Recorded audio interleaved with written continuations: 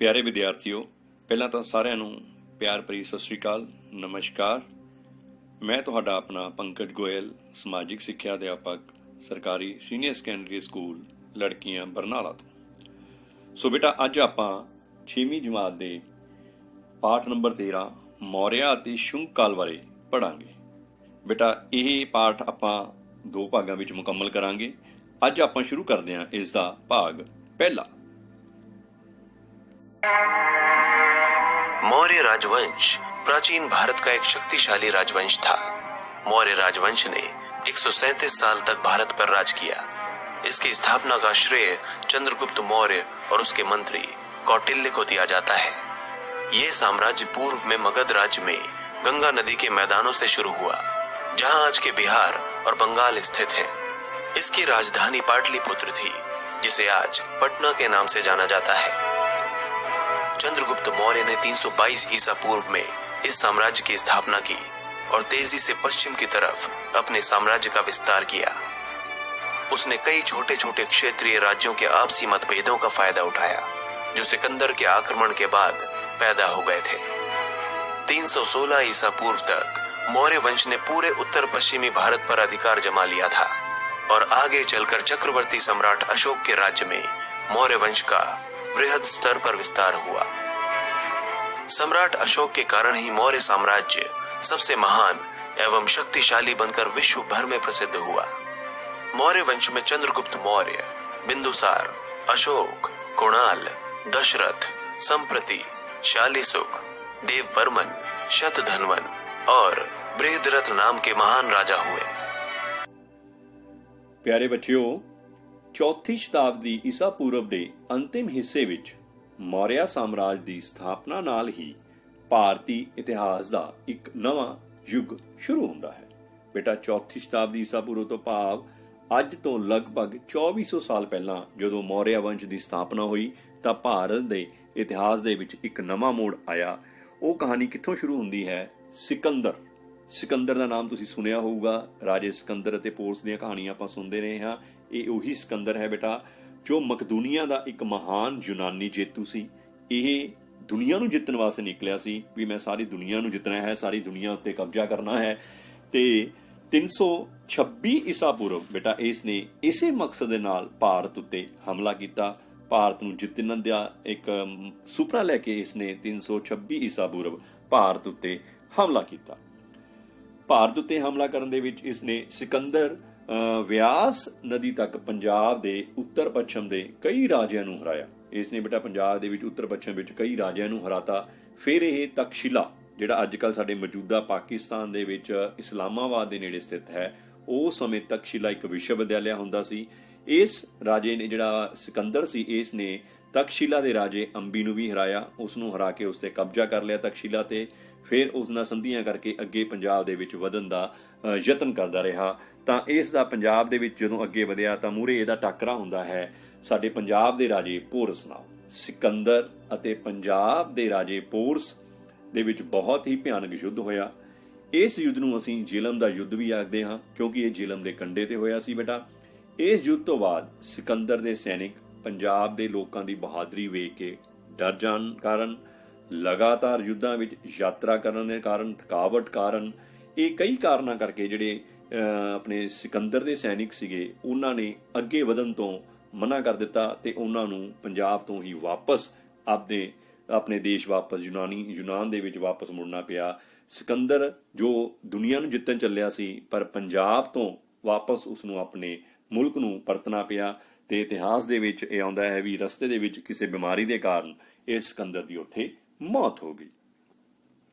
ਸੋ ਸਿਕੰਦਰ ਹੁਣ ਵਾਪਸ ਚਲਾ ਗਿਆ। ਉਸ ਦੇ ਵਾਪਸ ਜਾਣ ਸਮੇਂ ਪੰਜਾਬ, ਜਿਹੜਾ ਸਾਡਾ ਭਾਰਤ ਸੀ, ਉਹ ਫਿਰ ਛੋਟੇ ਛੋਟੇ ਰਾਜਾਂ ਦੇ ਵਿੱਚ ਵੰਡਿਆ ਹੋਇਆ ਸੀ, ਜਿਵੇਂ ਮਹਾਜਨਪਦ ਕਾਲ ਦੇ ਵਿੱਚ ਅਸੀਂ ਪੜ੍ਹ ਕੇ ਆਏ ਹਾਂ। ਤੇ ਉਸ ਸਮੇਂ ਦਾ ਇੱਕ ਮੁੱਖ, ਜਿਹੜਾ ਦੇਖੋ ਆ ਮੈਪ ਦੇ ਵਿੱਚ ਵੀ ਆਪਾਂ ਦੇਖ ਰਹੇ ਹਾਂ ਬੇਟਾ, ਸੈਂਟਰਲ ਇੰਡੀਆ ਦੇ ਵਿੱਚ, ਮੱਧ ਭਾਰਤ ਦੇ ਵਿੱਚ ਇੱਕ ਬੜਾ ਹੀ ਸ਼ਕਤੀਸ਼ਾਲੀ ਮਗਧ ਇੰਪਾਇਰ ਸੀ। ਜਿਹੜਾ ਮਗਧ ਰਾਜ ਸੀ ਉਹ ਭਾਰਤ ਦੇ ਮੱਧ ਦੇ ਵਿੱਚ ਰਾਜ ਕਰਦਾ ਸੀ। ਉੱਥੋਂ ਦਾ ਰਾਜਾ ਸੀ ਧਨਾਨੰਦ। ਬੜਾ ਹੀ ਕਰੂਰ, ਬੜਾ ਹੀ ਜ਼ਾਲਮ ਰਾਜਾ ਸੀ ਬੇਟਾ। ਇਸ ਨੇ ਸਾਰੇ ਭਾਰਤ ਉੱਤੇ, ਭਾਰਤ ਦੇ ਜਿਹੜਾ ਮੱਧ ਸੀਗਾ ਮੇਜਰ ਪੁਆਇੰਟਸ ਦੇ ਉੱਤੇ ਕਬਜ਼ਾ ਕੀਤਾ ਹੋਇਆ ਸੀ, ਆਪਣੀ ਪ੍ਰਜਾ ਨੂੰ ਬੜਾ ਤੰਗ ਕਰਦਾ ਸੀ ਤੇ ਆਪਣੀ ਕਰੂਰਤਾ ਕਾਰਨ ਇਹ ਸਾਰੇ ਲੋਕਾਂ ਦੇ ਵਿੱਚ ਬਦਨਾਮ ਵੀ ਹੋ ਚੁੱਕਿਆ ਸੀ। ਲੋਕ ਇਸ ਤੋਂ ਬਹੁਤ ਤੰਗ ਸਨ। ਤਾਂ ਇਸੇ ਸਮੇਂ 321 ਈਸਾ ਪੂਰਵ ਦੇ ਲਗਭਗ ਚੰਦਰਗੁਪਤ ਮੌਰਿਆ, ਆ ਪਿਕਚਰ ਵਿੱਚ ਦੇਖ ਸਕਦੇ ਹੋ, ਚੰਦਰਗੁਪਤ ਮੌਰਿਆ ਨੇ ਆਪਣੇ ਗੁਰੂ ਚਾਣਕਿਆ ਦੀ ਸਹਾਇਤਾ ਨਾਲ ਧਨਾਨੰਦ ਨੂੰ ਹਰਾ ਕੇ ਨੰਦ ਵੰਸ਼ ਦੇ ਸਾਮਰਾਜ ਨੂੰ ਖਤਮ ਕਰ ਦਿੱਤਾ ਤੇ ਮੌਰਿਆ ਵੰਸ਼ ਦੀ ਨੀਂਹ ਰੱਖੀ। ਬੇਟਾ ਚੰਦਰਗੁਪਤ ਮੌਰਿਆ ਉਹ ਇਨਸਾਨ ਸੀ ਜਿਸ ਨੇ ਆਪਣੇ ਗੁਰੂ ਚਾਣਕਿਆ, ਉਹ ਤਕਸ਼ਿਲਾ ਵਿਸ਼ਵਵਿਦਿਆਲਾ ਵਿੱਚ ਕਿਸੇ ਸਮੇਂ ਉਹ ਪ੍ਰੋਫੈਸਰ ਅਧਿਆਪਕ ਲੱਗੇ ਹੋਏ ਸੀ, ਉਹਨਾਂ ਦੀ ਮਦਦ ਦੇ ਨਾਲ ਉਸਨੇ ਧਨਾਨੰਦ ਨੂੰ ਹਰਾਇਆ ਤੇ ਨੰਦ ਵੰਸ਼ ਨੂੰ ਸਮਾਪਤ ਕਰਕੇ ਭਾਰਤ ਦੇ ਇਤਿਹਾਸ ਦੇ ਵਿੱਚ ਇੱਕ ਨਵਾਂ ਸੂਰਜ ਚੜਾਇਆ ਜਿਸ ਨੂੰ ਅਸੀਂ ਬੋਲਦੇ ਹਾਂ ਮੌਰਿਆ ਵੰਸ਼। ਮੌਰਿਆ ਵੰਸ਼ ਦੀ ਸਥਾਪਨਾ ਕੀਤੀ। ਕਿਸ ਨੇ ਕੀਤੀ ਸੀ ਬੇਟਾ? ਚੰਦਰਗੁਪਤ ਮੌਰਿਆ ਨੇ ਆਪਣੇ ਗੁਰੂ ਚਾਣਕਿਆ ਦੀ ਮਦਦ ਨਾਲ ਮੌਰਿਆ ਵੰਸ਼ ਦੀ ਸਥਾਪਨਾ ਕੀਤੀ। ਹੁਣ ਆਪਾਂ ਗੱਲ ਕਰਦੇ ਹਾਂ ਮੌਰਿਆ ਜਿਹੜੀ ਡਾਇਨੈਸਟੀ ਸੀ ਉਹਦੇ ਵਿੱਚ ਉਹਨੂੰ ਕਿਵੇਂ ਪ੍ਰਫੁੱਲਤ ਹੋਈ, ਕਿੱਥੋਂ ਸ਼ੁਰੂ ਹੋਈ। ਉਹਦੇ ਵਿੱਚ ਸਭ ਤੋਂ ਪਹਿਲਾਂ ਇੱਕ ਨਾਮ ਆਉਂਦਾ ਹੈ ਚਾਣਕਿਆ। ਤੁਸੀਂ ਬਹੁਤ ਨਾਮ ਸੁਣਿਆ ਹੋ ਬੇਟਾ ਇਹ ਵਿਅਕਤੀ ਦਾ। ਇਹਦਾ ਅਸਲੀ ਨਾਮ ਸੀ ਵਿਸ਼ਨੂਗੁਪਤ, ਜਾਂ ਇਹਨੂੰ ਕੌਟਲਿਆ ਵੀ ਆਖਿਆ ਜਾਂਦਾ ਸੀ। ਤੁਹਾਡੇ ਕੋਲ ਕਿਤੇ ਵੀ ਆ ਜੇ ਚਾਣਕਿਆ ਆ ਜੇ, ਵਿਸ਼ਨੂਗੁਪਤ ਆ ਜੇ, ਕੌਟਲਿਆ ਆ ਜੇ, ਉਹ ਇੱਕੋ ਹੀ ਵਿਅਕਤੀ ਦੇ ਨਾਮ ਨੇ। ਆਹ ਉਹ ਵਿਅਕਤੀ ਦੀ ਤਸਵੀਰ ਹੈ। ਇਹ ਇੱਕ ਬਹੁਤ ਹੀ ਮਹਾਨ ਵਿਅਕਤੀ ਸੀ। ਜੇ ਆਪਾਂ ਇਹਨੂੰ ਕਹੀਏ ਇਹ ਕਿਹੜੇ ਨਾਮ ਨਾਲ ਪ੍ਰਸਿੱਧ ਸੀ?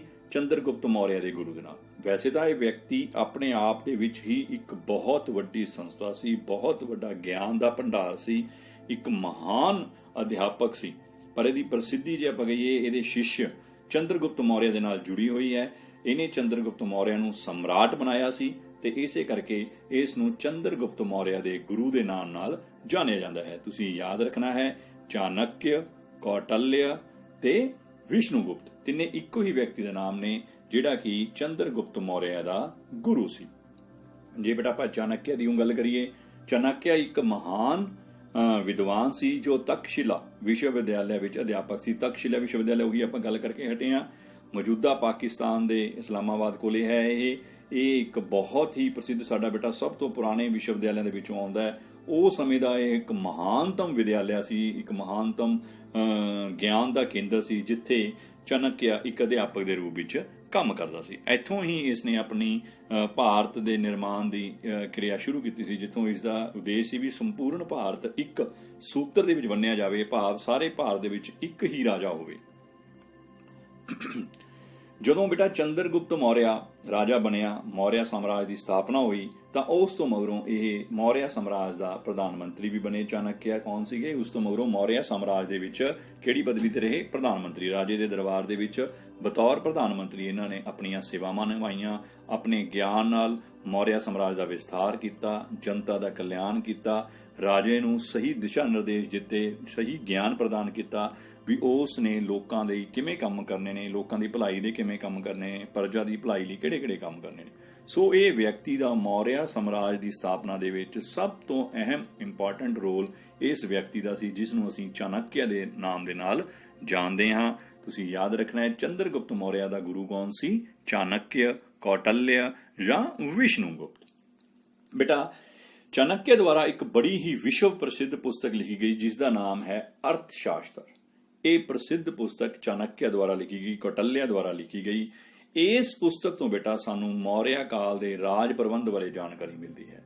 ਇਸ ਪੁਸਤਕ ਦੇ ਵਿੱਚ ਚਾਣਕਿਆ ਨੇ ਰਾਜਾ ਕਿਸ ਤਰ੍ਹਾਂ ਹੋਣਾ ਚਾਹੀਦਾ ਹੈ, ਉਸ ਨੂੰ ਆਪਣੀ ਪ੍ਰਜਾ ਲਈ ਕੀ ਕੰਮ ਕਰਨੇ ਚਾਹੀਦੇ ਨੇ, ਕਿਸ ਤਰ੍ਹਾਂ ਰਾਜ ਪ੍ਰਬੰਧ ਚਲਾਉਣਾ ਚਾਹੀਦਾ ਹੈ, ਕਿਸ ਤਰ੍ਹਾਂ ਸ਼ਾਸਨ ਕਰਨਾ ਚਾਹੀਦਾ ਹੈ, ਕਿਸ ਤਰ੍ਹਾਂ ਲੋਕਾਂ ਦੀ ਭਲਾਈ ਲਈ ਵੱਖ-ਵੱਖ ਕੰਮ ਕੀਤੇ ਜਾ ਸਕਦੇ ਨੇ। ਇਹ ਸਾਰੀ ਵਿਆਖਿਆ ਚੰਦਰਗੁਪਤ ਮੌਰਿਆ ਦੇ ਸ਼ਾਸਨ ਦੌਰਾਨ ਇਸ ਵਿਅਕਤੀ ਨੇ ਅਰਥ ਸ਼ਾਸਤਰ ਵਿੱਚ ਕੀਤੀ, ਜਿਸ ਤੋਂ ਗਿਆਨ ਪ੍ਰਾਪਤ ਕਰਕੇ ਮੌਰਿਆ ਵੰਸ਼ ਨੇ ਇੰਨਾ ਵਿਸਤਾਰ ਕੀਤਾ। ਸੋ ਤੁਸੀਂ ਯਾਦ ਰੱਖਣਾ ਹੈ, ਬੜਾ ਇੰਪੋਰਟੈਂਟ ਕੁਐਸਚਨ ਹੈ। ਅਰਥ ਸ਼ਾਸਤਰ ਨਾਮਕ ਦੀ ਪੁਸਤਕ ਕਿਸ ਨੇ ਲਿਖੀ? ਚਾਣਕਿਆ ਨੇ ਲਿਖੀ ਜਾਂ ਕੌਟਲਿਆ ਆ ਜਾਂਦਾ? ਕੌਟਲਿਆ ਨੇ ਲਿਖੀ। ਅਸਲੀ ਨਾਮ ਕੀ ਸੀ? ਵਿਸ਼ਨੂਗੁਪਤ। ਬੇਟਾ ਇਸ ਜਿਹੜੀ ਪੁਸਤਕ ਹੈ ਇਹਦੇ ਵਿੱਚ ਸਾਨੂੰ ਮੌਰਿਆ ਵੰਸ਼ ਬਾਰੇ ਤਾਂ ਜਾਣਕਾਰੀ ਮਿਲਦੀ ਹੈ। ਇਸ ਤੋਂ ਬਿਨਾਂ ਵੀ ਇਹ ਜਿਹੜੀ ਪੁਸਤਕ ਹੈ ਰਾਜਨੀਤਿਕ ਗਿਆਨ ਦਾ ਬਹੁਤ ਹੀ ਵੱਡਾ ਭੰਡਾਰ ਹੈ, ਬਹੁਤ ਹੀ ਵੱਡਾ ਸੋਰਸ ਹੈ। ਸਾਡੇ ਭਾਰਤ ਨੂੰ ਅਸੀਂ ਵਿਸ਼ਵ ਦਾ ਕਹਿੰਦੇ ਵੀ ਗੁਰੂ ਮੰਨਦੇ ਆ, ਤਾਂ ਉਹ ਇਹ ਪੁਸਤਕਾਂ ਨੇ ਜਿਨ੍ਹਾਂ ਦੇ ਵਿੱਚੋਂ ਇਹ ਗਿਆਨ ਜੋ ਵਿਸ਼ਵ ਦੇ ਵਿੱਚ ਬਾਕੀ ਵੈਸਟਰਨ ਕੰਟਰੀ ਸੋਚਦੇ ਨੇ, ਇਹ ਸਾਡੇ ਤਾਂ ਅੱਜ ਤੋਂ ਲਗਭਗ ਦੇਖੋ 2300 ਸਾਲ ਪਹਿਲਾਂ ਇਹਨਾਂ ਵਿਅਕਤੀਆਂ ਨੇ ਉਹ ਸਾਰਾ ਗਿਆਨ ਪੁਸਤਕਾਂ ਦੇ ਵਿੱਚ ਭਰ ਕੇ ਰੱਖ ਦਿੱਤਾ ਸੀ। ਸੋ ਇਸ ਤੋਂ ਸਾਨੂੰ ਰਾਜਨੀਤਿਕ ਗਿਆਨ ਬਾਰੇ ਵੀ ਬਹੁਤ ਵਿਆਖਿਆ ਦੇ ਵਿੱਚ ਡਿਟੇਲ ਦੇ ਵਿੱਚ ਸਾਰੀ ਜਾਣਕਾਰੀ ਪ੍ਰਾਪਤ ਹੁੰਦੀ ਹੈ। ਇਹ ਪੁਸਤਕ ਚਾਣਕਿਆ ਦੁਆਰਾ ਲਿਖੀ ਗਈ ਸੀ। ਹੁਣ ਆਪਾਂ ਬੇਟਾ ਮੌਰਿਆ ਵੰਸ਼ ਤੇ ਪਹੁੰਚ ਗਏ। ਚੰਦਰਗੁਪਤ ਮੌਰਿਆ ਜਿਹੜਾ ਮੌਰਿਆ ਵੰਸ਼ ਦਾ ਸੰਸਥਾਪਕ ਸੀ, 321 ਈਸਾ ਪੂਰਵ, ਲਗਭਗ ਅੱਜ ਤੋਂ 2340 ਸਾਲ ਲਾ ਲਈਏ, ਉਹਨਾਂ ਸਾਲ ਪਹਿਲਾਂ ਆਪਣੇ ਗੁਰੂ ਚਾਣਕਿਆ ਦੀ ਮਦਦ ਨਾਲ ਨੰਦ ਵੰਸ਼ ਨੂੰ ਖਤਮ ਕਰਕੇ ਭਾਰਤ ਵਿੱਚ ਮੌਰਿਆ ਵੰਸ਼ ਦਾ ਸਥਾਪਨਾ ਕੀਤੀ। ਕਿਸਨੇ ਕੀਤੀ? ਚੰਦਰਗੁਪਤ ਮੌਰਿਆ ਨੇ। ਭਾਰਤ ਵਿੱਚ ਕਿਹੜੇ ਵੰਸ਼ ਦੀ? ਮੌਰਿਆ ਵੰਸ਼ ਦੀ ਸਥਾਪਨਾ ਕੀਤੀ ਸੀ ਚੰਦਰਗੁਪਤ ਮੌਰਿਆ ਨੇ 321 ਈਸਾ ਪੂਰਵ। ਇਸ ਦੀ ਮਦਦ ਕਿਸਨੇ ਕੀਤੀ ਸੀ? ਇਸ ਦੇ ਗੁਰੂ ਚਾਣਕਿਆ ਨੇ। ਬਾਅਦ ਵਿੱਚ ਉਹ ਇਹਨਾਂ ਦੇ ਸਾਮਰਾਜ ਦੇ ਵਿੱਚ ਪ੍ਰਧਾਨ ਮੰਤਰੀ ਦੇ ਅਹੁਦੇ ਤੇ ਵੀ ਕੰਮ ਕੀਤਾ ਉਹਨਾਂ ਨੇ। ਭਾਰਤ ਨੂੰ ਇੱਕ ਸੂਤਰ ਵਿੱਚ ਬੰਨਣ ਵਾਲਾ ਪਹਿਲਾ ਰਾਜਾ ਸੀ। ਹਾਂ ਬੇਟਾ, ਇਸ ਤੋਂ ਪਹਿਲਾਂ ਆਪਾਂ ਗੱਲ ਕਰਕੇ ਆਏ ਵੀ ਭਾਰਤ ਛੋਟੇ ਛੋਟੇ ਰਾਜਾਂ ਦੇ ਵਿੱਚ ਵੰਡਿਆ ਸੀ, ਜਾਂ ਉਸ ਤੋਂ ਪਹਿਲਾਂ ਮਹਾਜਨਪਦ ਕਾਲ ਸੀ, 16 ਮਹਾਜਨਪਦਾਂ ਵਿੱਚ ਵੰਡਿਆ ਹੋਇਆ ਸੀ। ਇਹ ਪਹਿਲਾ ਰਾਜਾ ਸੀ ਜਿਸ ਨੇ ਭਾਰਤ ਨੂੰ ਇੱਕ ਕੇਂਦਰੀ ਸਰਕਾਰ ਦਿੱਤੀ, ਭਾਵ ਇੱਕ ਥਾਂ ਤੋਂ ਸਾਰੇ ਭਾਰਤ ਨੂੰ ਕੰਟਰੋਲ ਕੀਤਾ ਜਾਂਦਾ ਸੀ, ਸਾਰੇ ਭਾਰਤ ਦਾ ਸ਼ਾਸਨ ਕੀਤਾ ਜਾਂਦਾ ਸੀ। ਚਾਣਕਿਆ ਦਾ ਜਿਹੜਾ ਸੁਪਨਾ ਸੀ ਇੱਕ ਸੂਤਰ ਭਾਰਤ ਵਾਲਾ, ਉਹ ਇਸ ਵਿਅਕਤੀ ਨੇ, ਚੰਦਰਗੁਪਤ ਮੌਰਿਆ ਨੇ ਪੂਰਾ ਕੀਤਾ। ਭਾਰਤ ਦੇ ਵੱਖ-ਵੱਖ ਰਾਜਾਂ ਨੂੰ ਆਪਣੇ ਅਧੀਨ ਕੀਤਾ, ਉੱਥੇ ਆਪਣੀ ਇੱਕ ਸਰਕਾਰ ਸਥਾਪਿਤ ਕੀਤੀ ਤੇ ਭਾਰਤ ਨੂੰ ਇੱਕ ਸੁਦ੍ਰਿੜ ਸ਼ਕਤੀਸ਼ਾਲੀ ਸਾਮਰਾਜ ਪ੍ਰਦਾਨ ਕੀਤਾ। ਇਸ ਨੇ ਬੇਟਾ ਸੈਲਿਊਕਸ ਨੂੰ ਵੀ ਹਰਾਇਆ। ਇਹ ਬੜਾ ਇੰਪੋਰਟੈਂਟ ਹੈ। ਸੈਲਿਊਕਸ ਕੌਣ ਸੀ? ਤੁਹਾਨੂੰ ਯਾਦ, ਆਪਾਂ ਪਿੱਛੇ ਸਿਕੰਦਰ ਦੀ ਗੱਲ ਕਰਕੇ ਆਏ ਆ ਵੀ ਪੰਜਾਬ ਤੋਂ ਉਹ ਵਾਪਸ ਚਲਾ ਗਿਆ ਸੀ। ਜਦੋਂ ਵਾਪਸ ਜਾ ਰਿਹਾ ਸੀ ਤਾਂ ਉਸਨੇ ਆਪਣੇ ਸੈਨਾਪਤੀ ਇੱਕ ਸੈਲਿਊਕਸ ਨਿਕੇਟਰ ਨੂੰ ਅਫਗਾਨਿਸਤਾਨ ਦਾ ਸ਼ਾਸਨ ਦੇ ਗਿਆ, ਜਾਂਦਾ ਵੀ ਤੂੰ ਮੇਰਾ ਰਿਪਰੈਜ਼ੈਂਟੇਟਿਵ ਰਹਿ ਕੇ, ਮੇਰਾ ਪ੍ਰਤੀਨਿਧੀ ਰਹਿ ਕੇ ਉੱਥੋਂ ਦਾ ਰਾਜਾ ਬਣ ਕੇ ਆਪਣਾ ਕਾਰਜ ਕਰ। ਪਰ ਬਾਅਦ ਵਿੱਚ ਸਿਕੰਦਰ ਦੀ ਤਾਂ ਮੌਤ ਹੋ ਗਈ, ਤਾਂ ਉਹ ਸਾਰਾ ਰਾਜਪਾਟ ਅਫਗਾਨਿਸਤਾਨ ਦਾ ਕਿਹਦੇ ਕੋਲੇ ਆ ਗਿਆ? ਸੈਲਿਊਕਸ ਨਿਕੇਟਰ। ਹੁਣ ਇਹ ਵੀ ਆਪਣੇ ਆਪ ਨੂੰ ਵਿਜੇਤਾ ਭਾਰਤ ਉੱਤੇ, ਬੇਟਾ ਭਾਰਤ ਨੂੰ ਸੋਨੇ ਦੀ ਚਿੜੀਆ ਆਖਿਆ ਜਾਂਦਾ ਸੀ, ਸੋ ਇਹ ਵੀ ਭਾਰਤ ਉੱਤੇ ਹਮਲਾ ਕਰਨਾ ਚਾਹੁੰਦਾ ਸੀ। ਸੋ ਇਸ ਨੇ ਵੀ ਭਾਰਤ ਉੱਤੇ ਹਮਲਾ ਕੀਤਾ, ਤਾਂ ਚੰਦਰਗੁਪਤ ਮੌਰਿਆ ਨੇ ਇਸ ਸੈਲਿਊਕਸ ਨਿਕੇਟਰ ਨੂੰ ਹਰਾਇਆ ਤੇ ਇਸ ਨੂੰ ਚੰਦਰਗੁਪਤ ਮੌਰਿਆ ਨਾਲ ਵਾਪਸ ਜਾਣ ਵਾਸਤੇ ਸੰਧੀ ਕਰਨੀ ਪਈ। ਹੁਣ ਸੰਧੀ ਦੇ ਵਿੱਚ ਕੀ ਹੋਇਆ? ਕਹਿੰਦਾ ਜੀ ਹਾਰ ਤੋਂ ਬਾਅਦ ਸੈਲਿਊਕੇਟਰ ਨੂੰ, ਜਿਹੜਾ ਸੈਲਿਊਕਸ ਸੀ, ਉਸ ਨੂੰ ਅਫਗਾਨਿਸਤਾਨ ਦਾ ਇੱਕ ਵੱਡਾ ਹਿੱਸਾ ਚੰਦਰਗੁਪਤ ਮੌਰਿਆ ਨੂੰ ਦੇਣਾ ਪਿਆ, ਜੋ ਕਿ ਮੌਰਿਆ ਸਾਮਰਾਜ ਦਾ ਹਿੱਸਾ ਬਣ ਗਿਆ। ਸਹੀ ਗੱਲ ਹੈ। ਜਦੋਂ ਇਹ ਹਾਰ ਹੀ ਗਿਆ ਸੀ, ਇਹਨੇ ਆ ਸੰਧੀ ਕੀਤੀ ਚੰਦਰਗੁਪਤ ਮੌਰਿਆ ਨਾਲ ਵੀ ਆ ਮੇਰੇ ਰਾਜ ਮੈਂ ਤੁਹਾਨੂੰ ਦੇ ਕੇ ਵਾਪਸ ਜਾਣਾ, ਤਾਂ ਉਹ ਜਿਹੜਾ ਸੀਗਾ ਸਾਡਾ ਭਾਰਤ ਦਾ ਜਿਹੜਾ ਵਿਸ਼ਾਲ ਸੀ, ਦੇਖੋ ਔਰੰਜ, ਆਪਾਂ ਰੈੱਡ ਔਰੰਜ ਕਲਰ ਤੋਂ ਚੱਲੀਏ ਤਾਂ ਉੱਪਰ ਬਲੂ ਜਾਮਨੀ ਜਿਹੜਾ ਕਲਰ ਆ ਗਿਆ, ਇਹਦੇ ਵਿੱਚੋਂ ਹਿੰਦੂ ਕੁਸ਼ ਦੀਆਂ ਪਹਾੜੀਆਂ ਤੱਕ ਗਾਹਾਂ ਕਾਫੀ ਹਿੱਸਾ ਜਿਹੜਾ ਚੰਦਰਗੁਪਤ ਮੌਰਿਆ ਨੂੰ ਸੈਲਿਊਕਸ ਨਿਕੇਟਰ ਨੇ ਉਹ ਹਾਰ ਤੋਂ ਮਗਰੋਂ ਦਿੱਤਾ, ਸੰਧੀ ਤੋਂ ਮਗਰੋਂ ਦਿੱਤਾ। ਇੱਥੋਂ ਤੱਕ ਕਿ ਆਪਣੀ ਪੁੱਤਰੀ ਡਾਇਨਾ ਦਾ ਵਿਆਹ ਵੀ ਉਸਨੇ ਚੰਦਰਗੁਪਤ ਮੌਰਿਆ ਨਾਲ ਉਸ ਨੂੰ ਸੰਧੀ ਦੇ ਰੂਪ ਦੇ ਵਿੱਚ ਕਰਨਾ ਪਿਆ। ਸੈਲਿਊਕਸ ਨਿਕੇਟਰ ਬੇਟਾ ਜੋ ਗਿਆ ਤਾਂ ਉਸਨੇ ਆਪਣਾ ਇੱਕ ਰਾਜਦੂਤ ਸੀ ਮੈਗਥਨੀਜ਼। ਇਹ ਬੜਾ ਇੰਪੋਰਟੈਂਟ ਹੈ ਬੇਟਾ। ਮੈਗਥਨੀਜ਼ ਇੱਕ ਨਾਮਕ ਰਾਜਦੂਤ ਸੀ, ਯੂਨਾਨੀ ਜਿਹੜਾ ਰਾਜਦੂਤ ਸੀ, ਇੱਕ ਯਾਤਰੀ ਵੀ ਕਹਿੰਦੇ ਨੇ ਇਸ ਨੂੰ।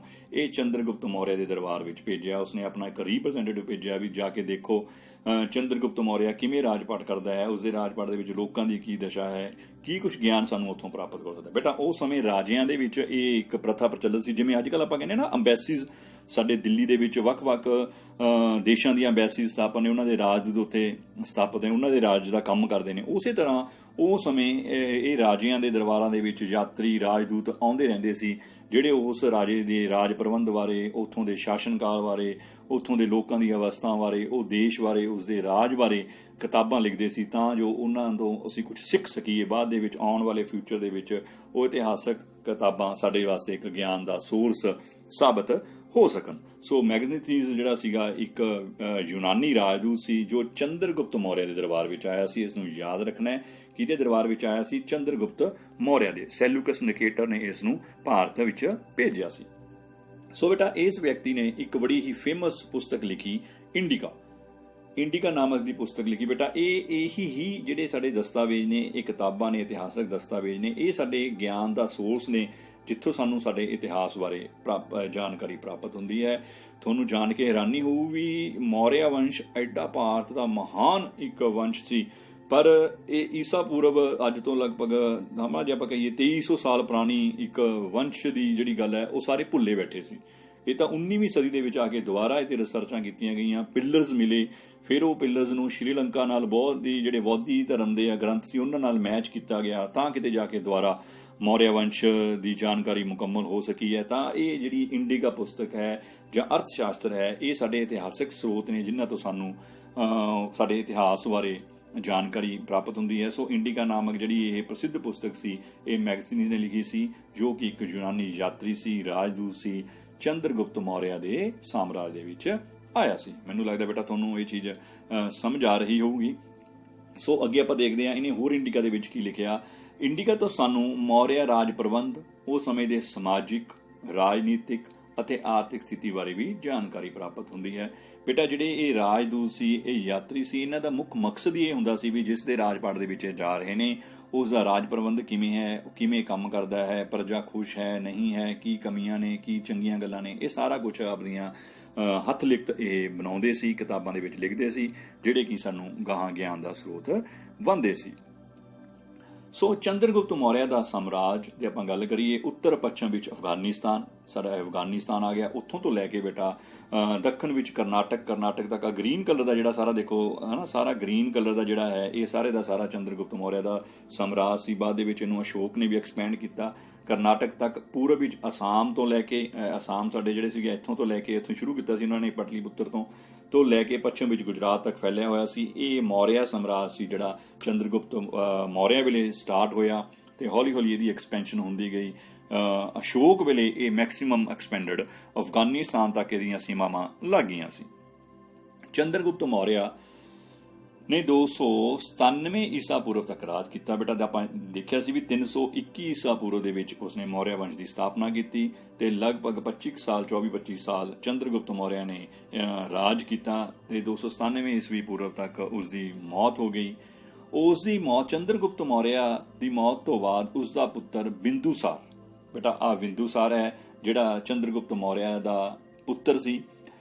ਇਸ ਨੇ 25 ਸਾਲ ਦੇ ਲਗਭਗ ਰਾਜ ਕੀਤਾ। ਇਹ ਵੀ ਇੱਕ ਮਹਾਨ ਸ਼ਾਸਕ ਸੀ, ਵਧੀਆ ਸ਼ਾਸਕ ਸੀ, ਸ਼ਕਤੀਸ਼ਾਲੀ ਸ਼ਾਸਕ ਸੀ ਤੇ ਇਸ ਨੇ ਲਗਭਗ 25 ਸਾਲ ਰਾਜ ਕੀਤਾ। ਬਿੰਦੂਸਾਰ ਦੀ ਮੌਤ ਲਗਭਗ 273 ਈਸਾ ਪੂਰਵ ਦੇ ਵਿੱਚ ਮੰਨੀ ਜਾਂਦੀ ਹੈ ਵੀ 273 ਈਸਾ ਪੂਰਵ ਦੇ ਵਿੱਚ ਬਿੰਦੂਸਾਰ ਦੀ ਮੌਤ ਹੋ ਗਈ।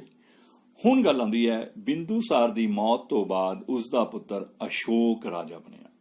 ਅਸ਼ੋਕ ਮਹਾਨ ਰਾਜਾ, ਭਾਰਤ ਦਾ ਅਸ਼ੋਕ ਸਮਰਾਟ, ਇਹ ਰਾਜਾ ਬਣਿਆ ਕਦੋਂ? ਆਪਣੇ ਪਿਤਾ ਬਿੰਦੂਸਾਰ ਦੀ ਮੌਤ ਤੋਂ ਬਾਅਦ ਅਸ਼ੋਕ ਸੀ ਜਿਹੜਾ ਉਹ ਭਾਰਤ ਦਾ ਸਮਰਾਟ ਬਣਿਆ। ਅਸ਼ੋਕਾ ਦਾ ਗ੍ਰੇਟ, ਇਸ ਨੂੰ ਇਸ ਨਾਮ ਨਾਲ, ਅਸ਼ੋਕ ਮਹਾਨ ਦੇ ਨਾਮ ਨਾਲ ਇਸ ਨੂੰ ਭਾਰਤ ਵਿੱਚ ਜਾਣਿਆ ਜਾਂਦਾ ਹੈ।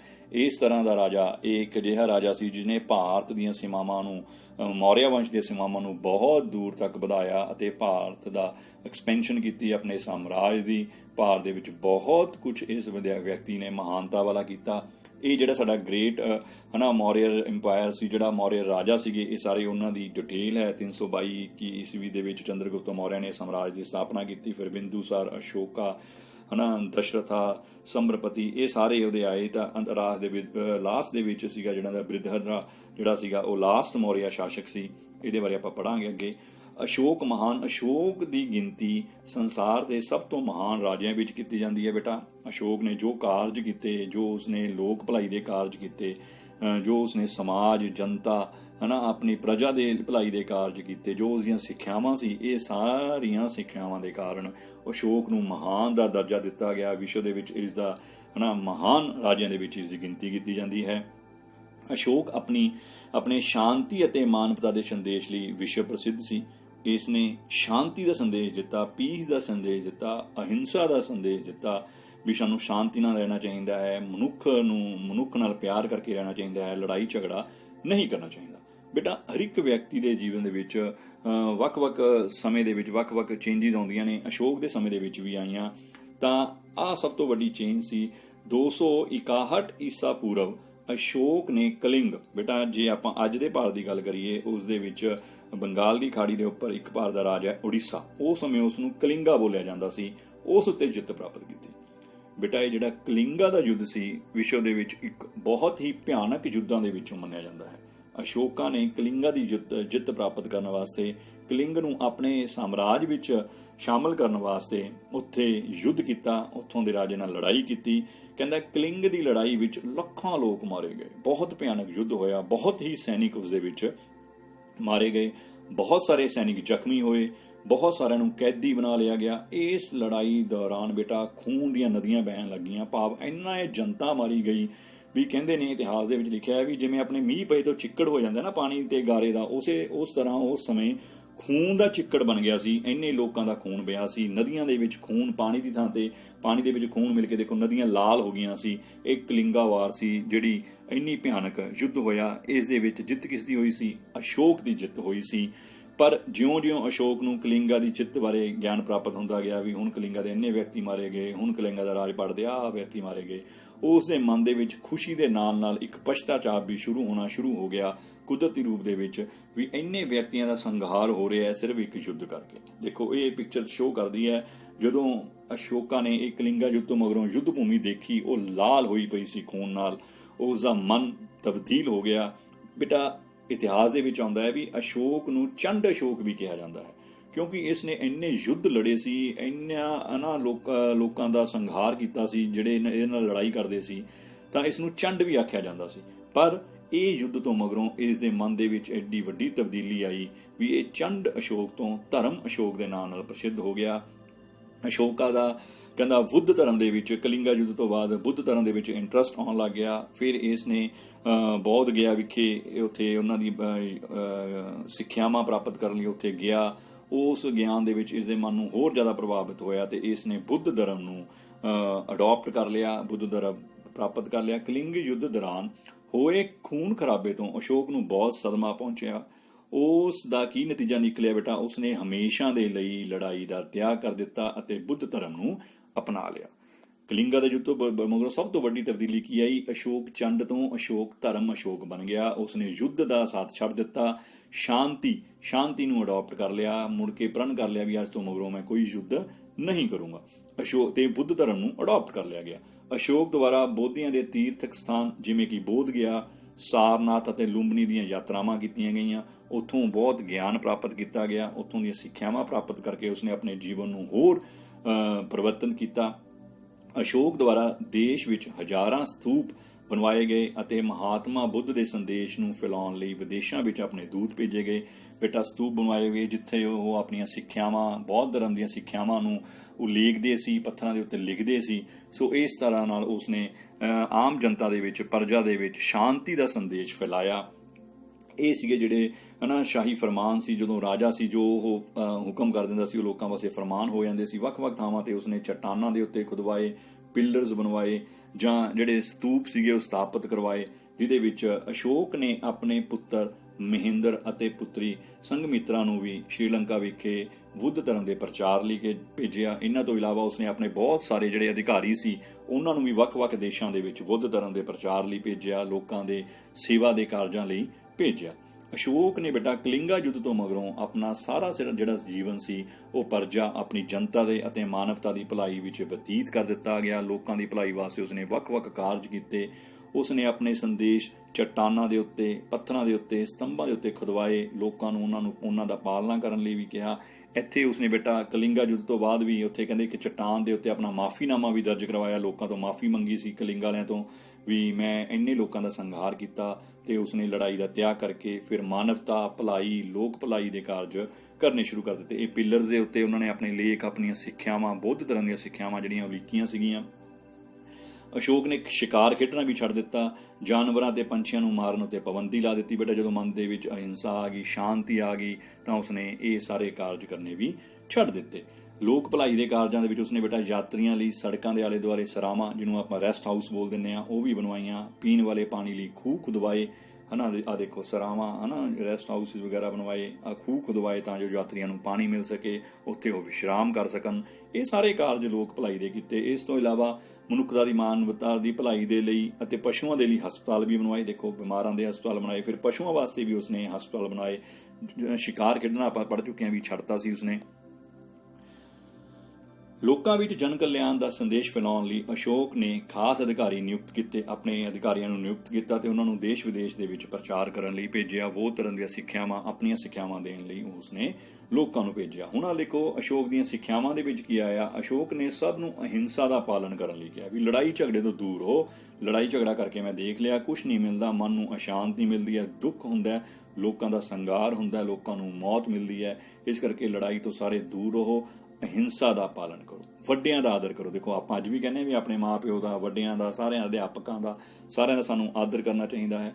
ਛੋਟਿਆਂ ਨੂੰ ਪਿਆਰ ਕਰਨਾ ਚਾਹੀਦਾ ਹੈ। ਨੌਕਰਾਂ ਨਾਲ ਅਤੇ ਬਾਕੀ ਸਾਰੇ ਜੀਵ ਜੰਤੂਆਂ ਨਾਲ ਵੀ ਸਾਨੂੰ ਪਿਆਰ ਕਰਨਾ ਚਾਹੀਦਾ ਹੈ। ਉਹਨਾਂ ਤੇ ਦਇਆ ਦਾ ਭਾਵ ਰੱਖਣਾ ਚਾਹੀਦਾ ਹੈ। ਬੇਟਾ ਇਹ ਜਿਹੜੀਆਂ ਸਿੱਖਿਆਵਾਂ ਸੀ ਅਸ਼ੋਕ ਨੇ ਆਪਦੇ ਸਾਮਰਾਜ ਦੇ ਵਿੱਚ ਆਪਣੀ ਜਨਤਾ ਨੂੰ ਦਿੱਤੀਆਂ, ਲੋਕਾਂ ਨੂੰ ਦਿੱਤੀਆਂ ਵੀ ਇਹਨਾਂ ਦੀ ਪਾਲਣਾ ਕਰੋ ਤੇ ਆਪਣਾ ਜੀਵਨ ਹੈ ਜਿਹੜਾ ਸੱਚਾ ਸੁੱਚਾ ਵਧੀਆ ਢੰਗ ਨਾਲ ਜੀਓ। ਅਸ਼ੋਕ ਨੇ ਗਰੀਬਾਂ ਨੂੰ ਦਾਨ ਦੇਣ ਅਤੇ ਸਭ ਧਰਮਾਂ ਦਾ ਆਦਰ ਕਰਨ ਦਾ ਵੀ ਸੰਦੇਸ਼ ਦਿੱਤਾ। ਉਸ ਸਮੇਂ ਸਾਰੇ ਧਰਮਾਂ ਨੂੰ ਇੱਕੋ ਜਿਹਾ ਮੰਨਦਾ ਸੀ। ਗਰੀਬਾਂ ਨੂੰ ਕਹਿੰਦਾ ਸੀ ਵਿਅਕਤੀਆਂ ਨੂੰ ਲੋੜ ਅਨੁਸਾਰ ਉਹਨਾਂ ਨੂੰ ਦਾਨ ਵੀ ਦੇਣਾ ਚਾਹੀਦਾ ਹੈ। ਅਸ਼ੋਕ ਦੀਆਂ ਜਿਹੜੀਆਂ ਸਿੱਖਿਆਵਾਂ ਸੀ ਬੇਟਾ ਉਹਨਾਂ ਨੂੰ ਅਸ਼ੋਕ ਦਾ ਥੰਬ ਕਹਾਉਂਦੀਆਂ ਹਨ। ਅਸ਼ੋਕ ਦਾ ਥੰਬ ਆਖਦੇ ਹਨ ਜਿਹਨੂੰ ਅਸੀਂ ਅਸ਼ੋਕ ਦਾ ਧਰਮ। ਭਾਵ ਜਦੋਂ ਰਾਜਾ ਕੋਈ ਚੀਜ਼ ਕਹਿੰਦਾ ਹੈ ਤਾਂ ਪ੍ਰਜਾ ਵਾਸਤੇ ਉਹਨੂੰ ਫੋਲੋ ਕਰਨਾ ਹੁੰਦਾ ਹੈ। ਜਦੋਂ ਅਸੀਂ ਉਹਨੂੰ ਫੋਲੋ ਕਰਨ ਲੱਗ ਜਾਂਦੇ ਹਾਂ ਤਾਂ ਉਹ ਹੌਲੀ ਹੌਲੀ ਧਰਮ ਦਾ ਰੂਪ ਸਥਾਪਿਤ ਹੋ ਜਾਂਦਾ ਹੈ। ਸੋ ਅਸ਼ੋਕ ਦੀਆਂ ਸਿੱਖਿਆਵਾਂ ਨੂੰ ਅਸੀਂ ਅਸ਼ੋਕ ਦਾ ਥੰਬ ਵੀ ਆਖਦੇ ਹਾਂ, ਜੋ ਅਸ਼ੋਕ ਨੇ ਸਾਨੂੰ ਸਿੱਖਿਆਵਾਂ ਦਿੱਤੀਆਂ ਸੀ। ਤਾਂ ਬੇਟਾ ਇਸ ਤਰ੍ਹਾਂ ਅਸ਼ੋਕ ਨੇ ਕਲਿੰਗਾ ਯੁੱਧ ਤੋਂ ਮਗਰੋਂ ਜੀਵਨ 'ਚ ਪੂਰਨ ਪਰਿਵਰਤਨ ਆਇਆ ਤੇ ਉਸਨੇ ਆਪਣਾ ਜੀਵਨ ਲੋਕ ਭਲਾਈ ਦੇ ਕਾਰਜਾਂ ਵਿੱਚ ਲਾ ਦਿੱਤਾ। ਇਸ ਤਰ੍ਹਾਂ ਕਰਦੇ ਕਰਦੇ 232 ਈਸਵਾ ਪੂਰਵ ਦੇ ਵਿੱਚ ਅਸ਼ੋਕ ਦੀ ਮੌਤ ਹੋ ਗਈ। ਸੁਣਿਆ ਵੀ ਲੰਬੀ ਬਿਮਾਰੀ ਕਾਰਨ ਉਸ ਦੀ ਮੌਤ ਹੋਈ ਸੀ, ਕਿਉਂਕਿ ਉਸ ਦੇ ਉੱਤਰਾਧਿਕਾਰੀ ਉਸ ਤੋਂ ਮਗਰੋਂ ਆਉਣ ਵਾਲੇ ਜਿਹੜੇ ਦੇ ਵੰਸ਼ਜ ਸੀ ਉਹ ਇੰਨੇ ਯੋਗ ਨਹੀਂ ਸੀ। ਉਹ ਛੇਤੀ ਹੀ ਉਸ ਦੀ ਮੌਤ ਤੋਂ ਮਗਰੋਂ ਛੇਤੀ ਹੀ ਮੌਰਿਆ ਸਾਮਰਾਜ ਦਾ ਪਤਨ ਹੋਣਾ ਸ਼ੁਰੂ ਹੋ ਗਿਆ ਜਾਂ ਪਤਨ ਹੋ ਗਿਆ। ਆਖਰੀ ਮੌਰਿਆ ਸਾਮਰਾਜ ਬ੍ਰਿਹਦਰਥ ਨੂੰ ਉਸਦੇ ਹੀ ਸੈਨਾਪਤੀ ਪੁਸ਼ਯਾਮਿੱਤਰ ਸ਼ੁੰਗ ਨੇ ਮਾਰ ਦਿੱਤਾ। ਤਾਂ ਇਸ ਤਰ੍ਹਾਂ ਬੇਟਾ ਹੌਲੀ ਹੌਲੀ ਮੌਰਿਆ ਵੰਸ਼ ਦਾ ਸਥਾਪਨਾ ਸੀ ਜਿਹੜੀ ਉਹ ਆਪਣੇ ਅੰਤ ਕੰਨੀ ਨੂੰ ਚਲੀ ਗਈ। ਮੌਰਿਆ ਵੰਸ਼ ਦੇ ਸਾਮਰਾਜ ਦਾ ਅੰਤ ਹੋ ਗਿਆ। ਉਸਦੇ ਅਖੀਰਲਾ ਜਿਹੜਾ ਵੰਸ਼ਜ ਸੀ, ਅਖੀਰਲਾ ਰਾਜਾ ਸੀ, ਸਮਰਾਜ ਸੀ ਬ੍ਰਿਹਦਰਥ ਨੂੰ ਉਸਦੇ ਹੀ ਸੈਨਾਪਤੀ ਪੁਸ਼ਯਾਮਿੱਤਰ ਸ਼ੁੰਗ ਨੇ ਮਾਰ ਕੇ ਸ਼ੁੰਗ ਵੰਸ਼ ਦੀ ਸਥਾਪਨਾ ਕੀਤੀ। ਇਸ ਸ਼ੁੰਗ ਵੰਸ਼ ਅਤੇ ਮੌਰਿਆ ਵੰਸ਼ ਦਾ ਜਿਹੜਾ ਕੁਝ ਕਲਚਰ ਸੀ ਉਹਦੇ ਬਾਰੇ ਆਪਾਂ ਅਗਲੇ ਪਾਰਟ ਵਿੱਚ ਪੜਾਂਗੇ। ਸੋ ਆਪਾਂ ਨੂੰ ਸ਼ਾਰਟ ਰਿਵਾਈਜ਼ ਕਰ ਲੈਂਦੇ ਹਾਂ। ਆਪਾਂ ਨੇ ਅੱਜ ਕੀ ਕੁਝ ਦੇਖਿਆ। ਆਪਾਂ ਨੇ ਦੇਖਿਆ ਵੀ ਸਿਕੰਦਰ ਜਿਹੜਾ ਯੂਨਾਨੀ ਜੇਤੂ ਸੀ ਉਸ ਨੇ ਭਾਰਤ ਉੱਤੇ ਕਦੋਂ ਹਮਲਾ ਕੀਤਾ ਬੇਟਾ 326 ਈਸਾ ਪੂਰਵ। ਚੰਦਰਗੁਪਤ ਮੌਰਿਆ ਨੇ ਆਪਣੇ ਗੁਰੂ ਚਾਣਕਿਆ, ਚੰਦਰਗੁਪਤ ਦਾ ਗੁਰੂ ਸੀ ਚਾਣਕਿਆ, ਉਸ ਦੀ ਮਦਦ ਨਾਲ 321 ਈਸਾ ਪੂਰਵ ਮੌਰਿਆ ਵੰਸ਼ ਦੀ ਸਥਾਪਨਾ ਕੀਤੀ ਸੀ। ਚਾਣਕਿਆ ਦਾ ਹੀ ਦੂਸਰਾ ਨਾਮ ਕੌਟਲਿਆ ਸੀ। ਉਸ ਨੂੰ ਵਿਸ਼ਨੂਗੁਪਤ ਵੀ ਕਿਹਾ ਜਾਂਦਾ ਸੀ। ਉਸ ਨੇ ਅਰਥ ਸ਼ਾਸਤਰ ਨਾਮ ਦੀ ਇੱਕ ਪ੍ਰਸਿੱਧ ਪੁਸਤਕ ਲਿਖੀ ਜਿਸ ਦੇ ਵਿੱਚ ਰਾਜਨੀਤਿਕ ਗਿਆਨ ਦਾ ਭੰਡਾਰ ਹੈ। ਕਲਿੰਗਾ ਯੁੱਧ ਇੱਕ ਅਜਿਹਾ ਯੁੱਧ ਸੀ ਜਿਸ ਤੋਂ ਮਗਰੋਂ ਅਸ਼ੋਕ ਨੇ ਯੁੱਧ ਨਾ ਕਰਨ ਦਾ ਫੈਸਲਾ ਲਿਆ, ਯੁੱਧ ਕਰਨਾ ਤਿਆਗ ਦਿੱਤਾ ਤੇ ਸ਼ਾਂਤੀ ਕੰਨੀ ਨੂੰ ਚਲਾ ਗਿਆ। ਅਸ਼ੋਕ ਨੇ ਬੁੱਧ ਧਰਮ ਦੇ ਪ੍ਰਚਾਰ ਲਈ ਆਪਣੇ ਪੁੱਤਰ ਮਹਿੰਦਰ ਅਤੇ ਪੁੱਤਰੀ ਸਿੰਘ ਮਿੱਤਰਾ ਨੂੰ ਸ਼੍ਰੀਲੰਕਾ ਭੇਜਿਆ। ਕਲਿੰਗਾ ਯੁੱਧ ਤੋਂ ਬਾਅਦ ਅਸ਼ੋਕ ਨੇ ਆਪਣੇ ਬਾਕੀ ਸਾਰਾ ਜੀਵਨ ਮਾਨਵਤਾ ਦੀ ਭਲਾਈ ਦੇ ਵਿੱਚ ਬਤੀਤ ਕਰ ਦਿੱਤਾ। ਸੋ ਇਸ ਤਰ੍ਹਾਂ ਅਸੀਂ ਅੱਜ ਆਪਾਂ ਚੰਦਰਗੁਪਤ ਮੌਰਿਆ ਤੇ ਅਸ਼ੋਕ ਬਾਰੇ ਪੜ੍ਹਿਆ। ਮੈਨੂੰ ਉਮੀਦ ਹੈ ਵੀ ਤੁਹਾਨੂੰ ਇਹ ਚੰਗੀ ਤਰ੍ਹਾਂ ਸਮਝ ਆ ਗਿਆ ਹੋਊਗਾ। ਆ ਮੈਚਿੰਗ ਕਾਲਮ ਨੇ ਮੈਗਨੀਜ਼ ਨੇ ਕੀ ਲਿਖੀ ਸੀ, ਇੰਡੀਕਾ ਨਾਮਕ ਪੁਸਤਕ ਲਿਖੀ ਸੀ। ਕੌਟਲਿਆ ਨੇ ਅਰਥ ਸ਼ਾਸਤਰ, ਸਿਕੰਦਰ ਸੀ ਪੋਰਸ ਨਾਲ ਯੁੱਧ ਹੋਇਆ ਸੀ, ਵਿਸ਼ਨੂਗੁਪਤ ਕਿਹਦਾ ਨਾਮ। ਸੋ ਵਿਸ਼ਨੂਗੁਪਤ ਦਾ ਨਾਮ ਕੌਟਲਿਆ ਜਾਂ ਚਾਣਕਿਆ, ਬੇਟਾ ਤਿੰਨੇ ਇੱਕੋ ਹੀ ਨਾਮ ਸੀ, ਵਿਸ਼ਨੂਗੁਪਤ, ਚਾਣਕਿਆ ਤੇ ਕੌਟਲਿਆ।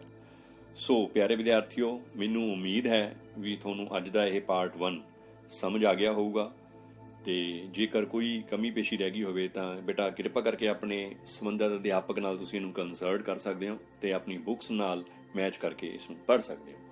ਸੋ ਇੱਕ ਵਾਰ ਫਿਰ ਮੈਂ ਤੁਹਾਡਾ ਸਾਰਿਆਂ ਦਾ ਬਹੁਤ ਬਹੁਤ ਧੰਨਵਾਦ ਕਰਦਾ। Thank you very much. Stay home, stay safe. Thank you very much. ਸਾਰਿਆਂ ਨੂੰ ਪਿਆਰ ਭਰੀ ਸਤਿ ਸ੍ਰੀ ਅਕਾਲ, ਨਮਸਕਾਰ, ਧੰਨਵਾਦ।